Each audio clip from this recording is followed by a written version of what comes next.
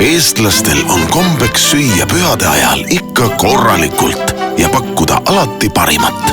Meie Eesti parimad pühadepraed ja vorstid on valmis. Istugem lauda. Kõht täis Eesti moodi. Rakvere.